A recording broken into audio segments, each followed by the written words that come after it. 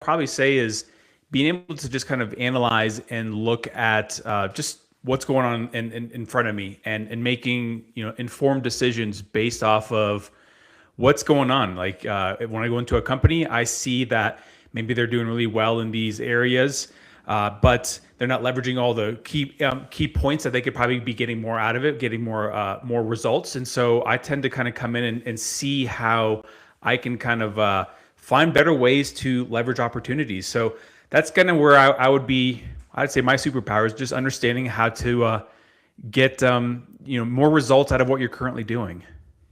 So, Javier, if you could tell us about a specific situation, any examples that come to mind where that's really played out, something that stands out. Yeah. So, at my last in-house role, I came in and as the CMO there, and they were doing great. What was going on is that they were getting a ton of leads. They were like $2 and $3. Most people would be, excited about getting $2 leads, $3 leads. However, they weren't really converting. And so what I was doing was I didn't come in and say, okay, we're going to change our messaging, we're going to change our positioning, we're going to destroy the website, we're going to change all these things. More, it was just like, let's see what's going on. Let's look underneath the hood a little bit. And so what I started doing was analyzing the data. And what I was realizing is that most of those leads that were coming in, they were, basically from Google. And so those leads weren't converting. I'd say out of every 100, about 15 of those leads were hitting the ICP. So that was a big issue. So like we had a sales team that was chasing 15 leads, in a given day. And that was it. And all the other 85, they were spinning their wheels. Once we figured out where they were getting, those 15 were converting higher, they were coming from Meta. So what we started doing is we started shifting our budget, our spend from Google over to Meta. And the reason we did that is because we were seeing a higher conversion rate. And so those leads were more expensive. They were like 6-8 times more, but we were having better conversations. We were getting the right people in our pipeline. We were having conversions where instead of getting like 15% conversion rates, we were getting those SQLs to conversion to like 60%. And so like this was really giving a lot of momentum and confidence. So that is one of those things where I don't go in like to blow things up, like to analyze the situation before we start making any kind of big decisions, because there are some things that is already currently working in the system. It's just that not all of them are firing correctly. Makes sense. So what's that process look like? So I hear the analysis aspect, but how do you engage with clients on a regular basis? Like say you take a month or a quarter, and what does that engagement process look like where you're, communicating with clients, sharing feedback back and forth, whatever that may be? Yeah, so it typically has to start off with some sort of audit, because you can't really understand what to fix unless you have an audit. It's no different from going to a doctor. Like a doctor can't prescribe you medicine if they don't actually do a diagnosis and kind of see what's going on, what's broken with you before they say, hey, you need to be doing this, or you got to get away from doing that. It's the same thing. So every engagement always starts off with an audit where I'm evaluating everything from your website, your customers, your actual internal leadership team, people that are, like your customer journey, people that are dealing with customers at different stages. I want to see how all that's going. I'm looking at your CRM, at your emails, at your go-to-market motions, all the things that you've currently been doing and what's been successful so far. I'm looking at that. And so what happens after that, it takes about, I would say, let's just call it 30 days. It could take a little bit less depending on how messy things are inside, but that gives us a 90-day roadmap. In that process, I'm building out, this is what we need to fix. This is what's already working. Let me just kind of like tweak this a little bit. Cause like, I'm also going in there and kind of fixing some things like a mechanic. A mechanic's going to go in there, probably like, oh, you're a little low on your fluids. I'll just top that off really quick. No big deal.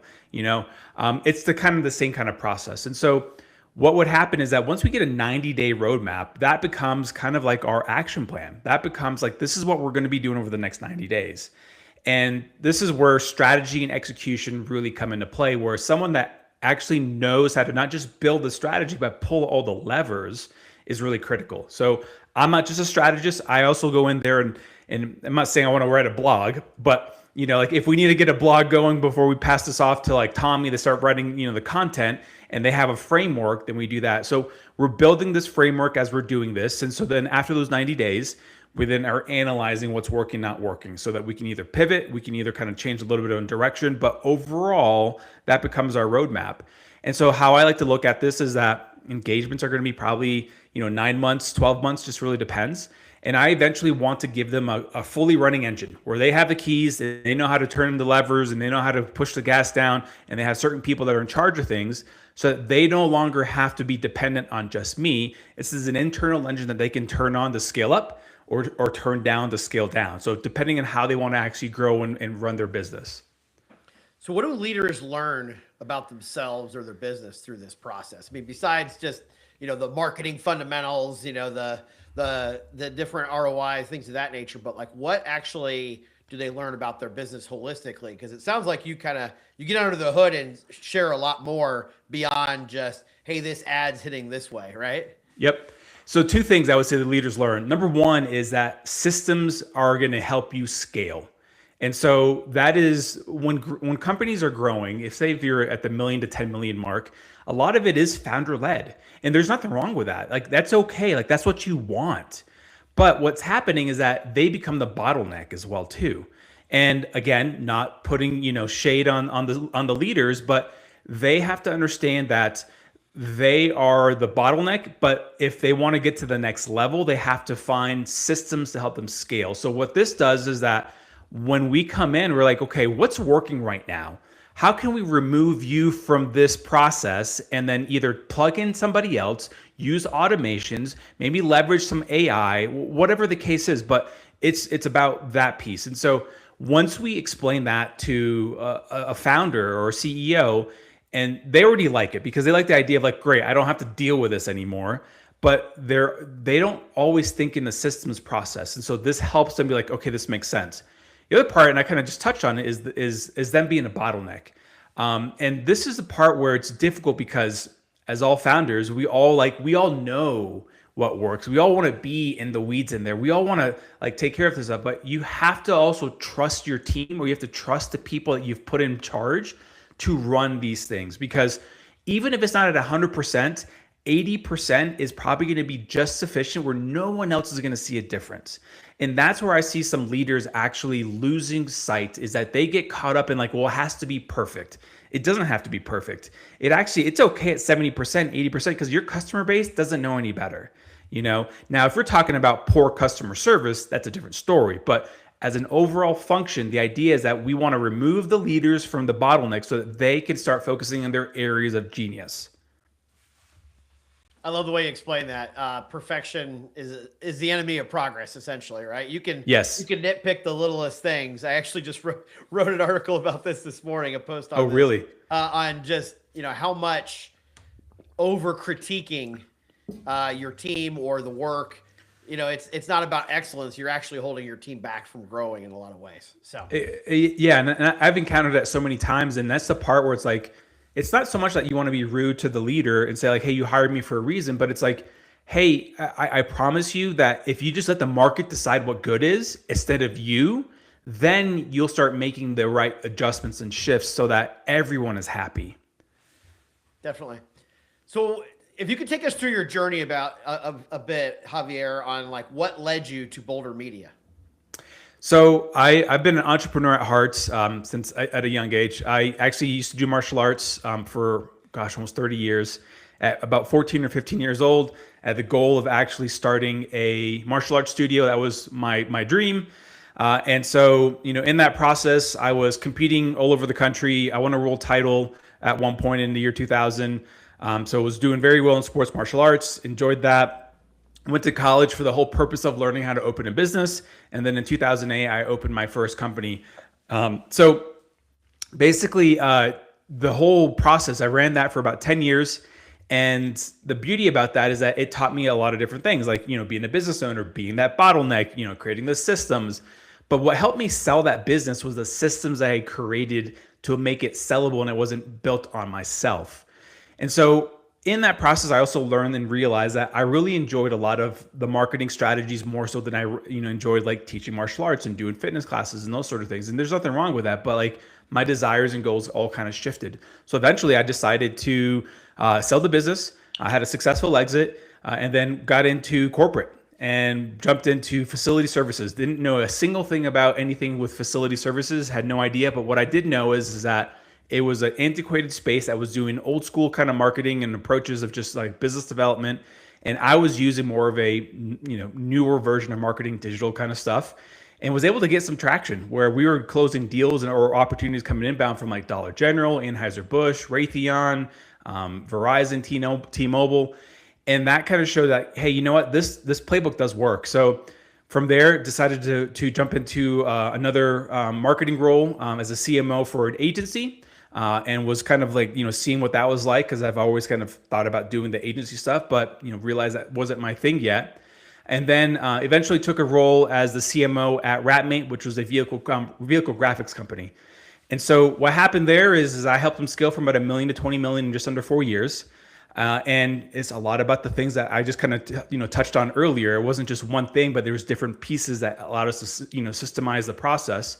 And at the end of last year, it was kind of one of those where I think it was time to start entertaining this idea of becoming a fractional CMO. And so that's kind of how we got to get to Boulder Media Company, is where I really enjoy looking at different problems and finding solutions that they may not be thinking about, leaders may not be thinking about. And so those are some of the exciting things that I enjoy when it comes to just, problem solving and looking at different challenges.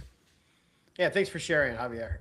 The first of all that really stands out is starting a company in 2008 had to be a challenging time. Maybe some of the unique situation of what we were going through at that point Oh my gosh. led you to find like the opportunities in the worst situations for many. But anything that stands out from just like those early days of getting going in '08, when, that was about as, I was just listening today about how tough '08 was on Elon Musk. So I can just imagine what it was on like starting a business. It was the worst thing possible. To kind of give you more color to all of this, I had just gotten like a $20,000 loan. I had signed a 5-year lease at like basically in a shopping center, and it was a personal guarantee, meaning like if you shut down, you owe every penny. Okay. I was working 80 hours a week, 40 hours at my full-time job, 40 hours at the studio. And my number one business driver were basically families. And guess what was closing? People are all basically closing their homes and going bankrupt and all that stuff. So it destroyed me. So I had to get very, very clear on how I sold and how I marketed. So what happened is that I got really good at not just the sales process, but understanding my audience so that when people came in the door, it was a no-brainer. And so the communication was very simple, if you will. And so it taught me to really kind of refine and then be scrappy. The scrappy piece that I think we all miss, like, over the past few years, we've all kind of had like this quote unquote free money, and now like we're all kind of like tightening up our belt straps a little bit, and we're all kind of like, cinching some things. And that's a good thing. So I really feel that whenever things get tight, this allows creativity to start flowing, because you have to look at things a little differently. Thanks for sharing. So I'd love to hear a little bit more about what you see in organizations that you've worked with. Like what's the common through line of those that really succeed, or if you want to take the other side, of those who fail when it comes to really growing a scaling business?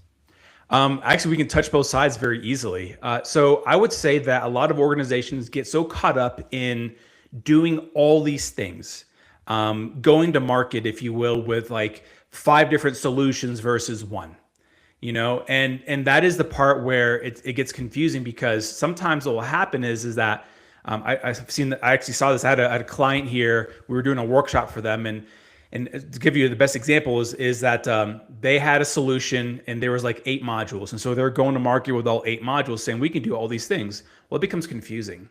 And so I kept pushing them. I was like, listen, there's gotta be one module that you just basically sell even on your worst day. Like which one is it? They're like, well, we do consultative selling. And I go, I understand that. Like, we're not changing your sales process. We're talking about how we talk to people.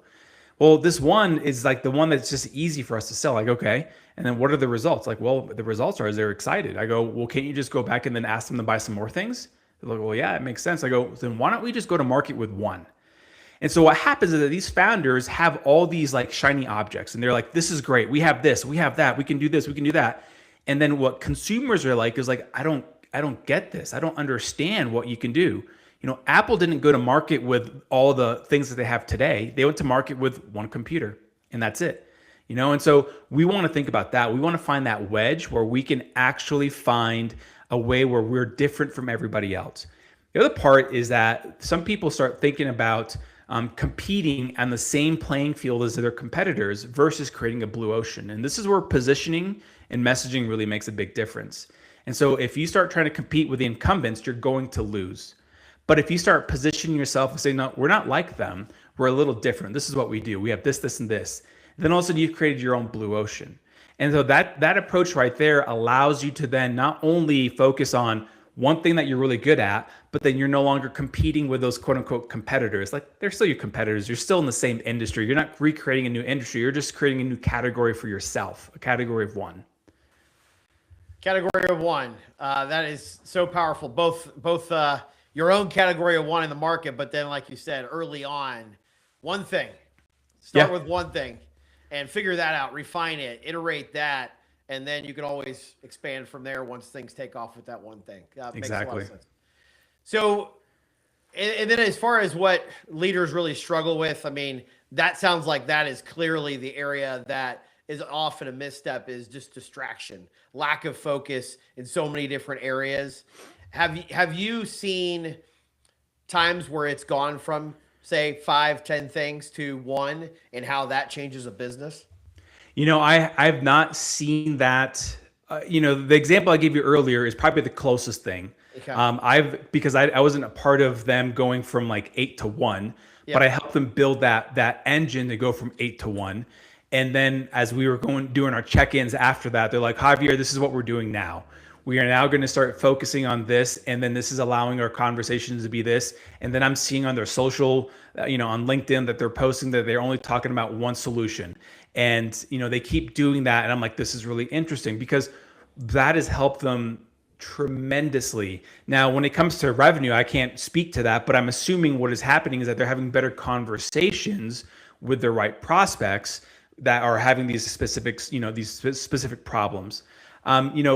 Internally, what I would say is that what happens here is that, I mean, this is no different from anything else, is that when you focus on one goal, one go-to-market motion, one anything, you put all your energy there, and it becomes like not this is, all your eggs in one basket. It is like, we're going to be so good at this that whatever we do is just going to work. It's just like in football. Like you should be so good at a play that you do, you can tell the other team, hey, we're going to run this play, and they can't stop it. And if you do that kind of consistency, the market is going to understand what you're trying to offer, and they will start purchasing those solutions. What's one thing that you've changed your mind on over the span of your life or career? Oh man. I would probably say I said this earlier about things being perfect. I was one of those guilty people, and so just quick background, like I competed professionally in sports martial arts. If you want to be the best, you got to be perfect at everything you're trying to do. And I had this mentality of everything had to be perfect. What I realized is that as I kind of started evolving and growing into my career, it wasn't so much that it had to be perfect. It had to be where it was good enough to where you made the best decisions possible. And then you shipped as much as you could, put as much as you can out in the marketplace to allow the marketplace to tell you what is good and what is bad. And so the more shipping you do, the better you're going to be able to pivot quickly, because you can take that feedback really fast and then just make, pivots. Bigger companies, they can't do that. They have to have things almost so dialed in, like NASA, for instance, as you launch people to the moon, it has to be so perfect, and that's great. But in business, what I've learned is that the more you ship, the more you put out to the marketplace, the more you're out there, people start saying like, these guys are doing a lot of things. They're standing out. They're doing all of these, activities. This is interesting. And they may not be perfect, but in their eyes, it's good.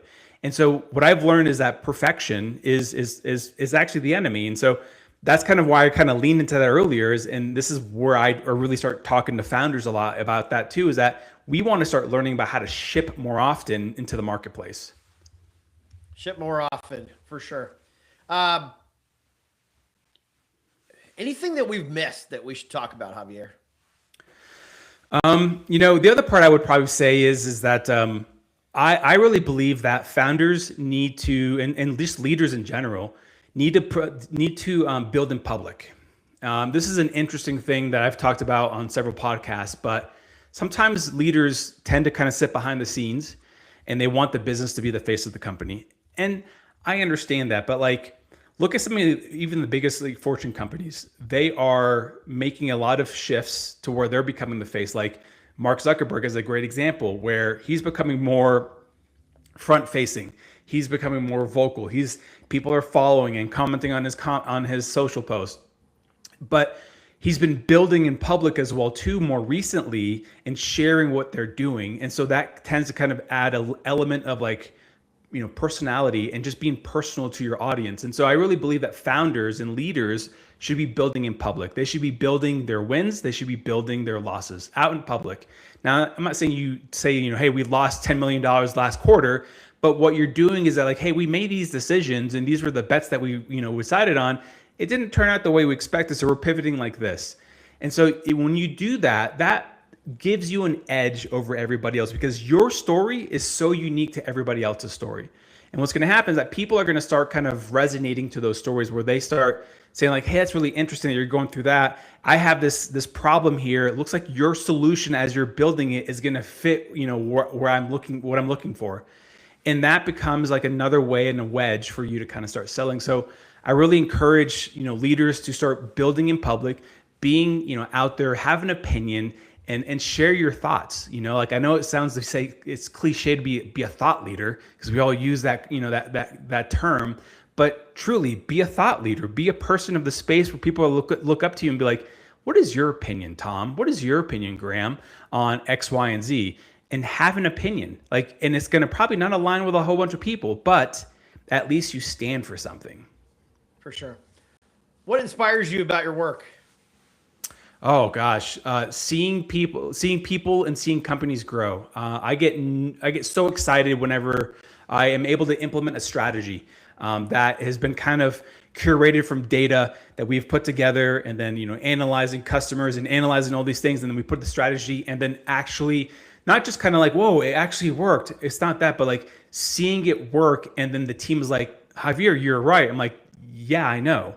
And seeing that, like, just trust the process, do this, and you will see the results. And so seeing companies just start kind of changing their thought process of like saying, well, marketing doesn't do this, and this is how we've always done things, and this is what's working really well for us, as opposed to when I come to and show up with some new approaches, and then they start seeing the results, they get excited. They're like, well, what else can we do? What are the other things that we can actually break into? What are we missing? And those are the opportunities where I'm like, great, now we've got some wins, you've got momentum, you've got confidence. And so I love seeing companies making those mental shifts, and where they start trusting the process versus just kind of like, I don't know. Because the process tends to have something in there that is going to take them to that next level. Very good. What's next for Boulder Media Company in 2026 or beyond? Nothing groundbreaking. I'm not going to be coming out with a SaaS product or anything that's like AI driven. I'm not going to be like, we're going to do AI fractional stuff where you have an agent for you, not doing anything like that. So honestly, the biggest shift for me is really getting in front of as many founders and leaders that are needing help with just their go-to-market, but not just like how they're doing it, but thinking about things differently. Because what I'm finding is that these founders and leaders are just kind of stuck in their own world, in a vacuum, if you will, and they think that they're the only, there's no one else that can solve that. So my goal is to get in front of these folks. And it's through podcasting. It's inviting them into my podcast as well too. It's through content. So it's really doubling down on what's working now so that I keep planting these seeds over the course of the next several months. And then these folks start saying like, okay, this is starting to resonate. This is starting to make sense. I have this problem. So it's nothing groundbreaking like AI. It's more of like, keep doing the basics, and I really believe the basics is going to be what helps me and others succeed into 2026 and beyond. And I really believe that you can take that to almost any business. I'm not saying don't embrace AI, but what I'm saying is that the basics, the fundamentals are still critical today, even in this tech savvy AI world that we live in. Power of simplicity powered by AI where it makes sense. Yes. Exactly. before we wrap, what do you want those you have worked with to say about your impact on them? I want them to basically feel the excitement that they might have been missing. Like they're excited about their business, they love it, like they're in there, but they might be stuck. And I want them to be like, you know what, Javier came in and he helped us get unstuck. He helped us align marketing and sales. He helped us start creating predictable pipeline that we can actually depend on every single quarter. And either we hit our goals or we're just short of it, but we have momentum that we can build off of, and we have the confidence to do that. And that's what I want my clients to be saying is that they believe in those pieces. And so that's what I try to bring in, is that stability and predictability within a company, because once you have that, you truly start buying into the system. What's your podcast, and how can listeners best follow you and your mission? So my podcast is Predictable B2B Growth. So I really believe in helping creating predictability, and just there's ways of doing it. Everyone has their systems. And so we've got a ton of episodes that are in there where folks can learn about strategies and tactics when it comes to marketing and execution. I'm very active on LinkedIn. So I believe I am the only Javier Lozano Jr. Make sure you put Jr. on there. So you can actually connect with me. I do respond to DMs. You can comment on my stuff. I'm happy to connect there. And then also on my website, if you go to my website, bouldermediasolutions.com, you will find a couple of things there. I've got a newsletter where I just share cool tactics all the time, once a week. I don't spam you. It's just like really applicable things. And then I've got a diagnostic that you can do, within yourself for your company. It takes like 15 minutes, and it's easy for you to kind of just like diagnose yourself in your company and what you're missing out on revenue opportunities. So those are some of the places. So podcast, LinkedIn, and my website. Javier Lozano Jr., Boulder Media Company. Thank you for being on Flywheel Leadership. We appreciate you sharing.